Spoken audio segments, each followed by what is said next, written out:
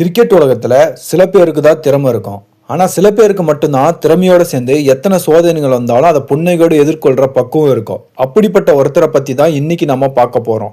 அவர் தான் இந்திய அணியின் 360 டிகிரி நாயகன் சூரியகுமார் யாதவ். 3 மாசத்துக்கு முன்னாடி ஒட்டுமொத்த இந்தியாவும் கொண்டாடின ஒரு தலைவனுக்கு இப்ப நடந்துட்டு இருக்கிற விஷயங்கள் நிஜமாவே நியாயமானதா? கொஞ்சம் பிளாஷ்பேக் போய் பார்ப்போம். 2024 T20 வேர்ல்டு கப்.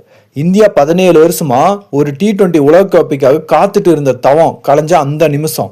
அந்த வரலாற்று வெற்றிக்கு பின்னாடி ரோஹித் சர்மாவோட கேப்டன்சி, விராட் கோலியோட இன்னிங்ஸ் எவ்வளவு முக்கியமோ அதே அளவுக்கு முக்கியம் சூரியகுமார் யாதவ் பவுண்டரி லைன்ஸ்ல பிடிச்ச அந்த அசாத்தியமான கேட்ச்.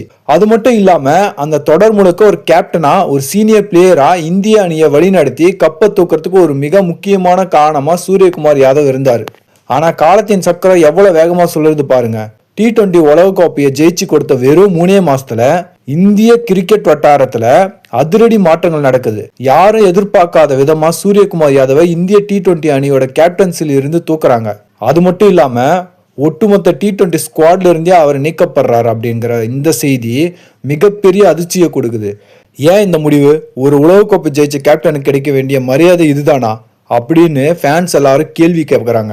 இவ்வளவு பெரிய ஏமாற்றம், இவ்வளவு அரசியல், இதெல்லாம் பார்த்துட்டு சூர்யா என்ன பண்ணார் தெரியுமா? அவரோட குணம் தான் அவரை தனித்து காட்டுது. எந்த ஒரு வருத்தமும் இல்லாம, எந்த ஒரு கோபமும் காட்டாம மும்பை T20 லீக் தொடர்ல முகத்துல அதே சிரிப்போடு மேட்ச் விளையாடிட்டு இருக்காரு. இதுதான் சூரியகுமார் யாதவ். இனிமேல் அவர் இந்திய அணிக்குள்ள வருவாரா இல்லையாங்கிறது தேர்வுகளோட முடிவுல தான் இருக்கு. ஆனா இந்திய கிரிக்கெட் விளையாட்டுல சூரியகுமார் யாதவ் அப்படிங்கிற பெயருக்கு ஒரு தனி அடையாளமும் தனி சிம்மாசனம் எப்பவுமே இருக்கும். Thank you Surya for everything. Suryakumar யாதவுக்கு நடந்த இந்த விஷயத்தை பத்தி நீங்க என்ன நினைக்கிறீங்க? அவர் மறுபடியும் இந்திய அணிக்கு கேப்டனா வரணுமா? உங்களோட கருத்துக்களை கீழே கமெண்ட்ல சொல்லுங்க. இந்த வீடியோ பிடிச்சிருந்தா லைக் பண்ணி நம்ம சேனலுக்கு சப்ஸ்கிரைப் பண்ணுங்க.